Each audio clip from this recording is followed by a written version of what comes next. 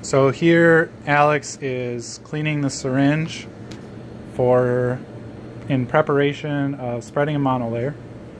And what he's already done is rinse the outside of the syringe with ethanol. And right now he is rinsing the inside of the syringe 10 times with clean chloroform.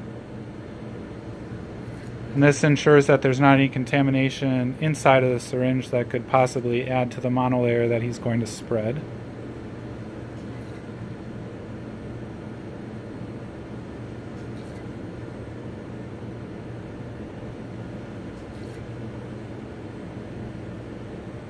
Okay, now that Alex has done the 10 rinses with chloroform, he's going to clean the edge of the syringe with an air pump. And now he's going to bring up how many microliters of solution? 40. 40 microliters of solution, and discard the initial draw and draw up an additional 40 microliters, which will be used for spreading. Alright, so here we have our iris infrared reflection absorption spectroscopy set up, reflecting off of the trough surface.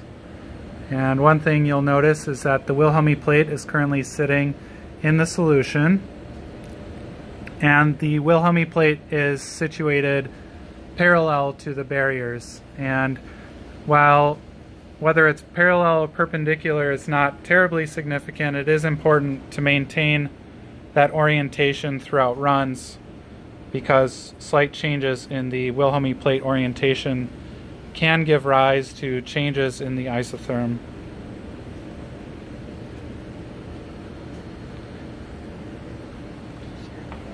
Actually, I'll go over here. Alright, now Alex is going to apply the monolayer to the surface of the trough. And what he's doing while he's doing this is making sure that the needle tip does not go into the subphase of the trough surface.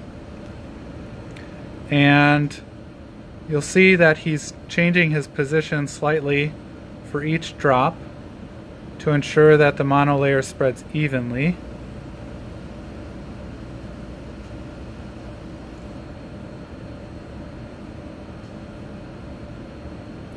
And it's also important to make sure that the drop coming off of the needle makes direct contact with the subphase surface, so that what he is not doing is letting the drop fall from the tip of the needle and splash onto the surface, because this could give rise to some loss of the monolayer if the chloroform, which is more dense than the water, ends up at the bottom of the trough surface, which is not where he wants it to be.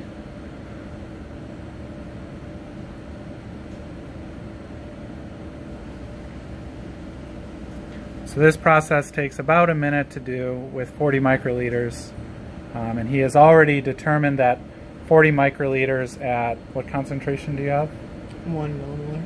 1 millimolar of his surfactant is sufficient to spread evenly on the surface of this small trough, but it's necessary to optimize the amount of solution that's applied to the given trough that you have.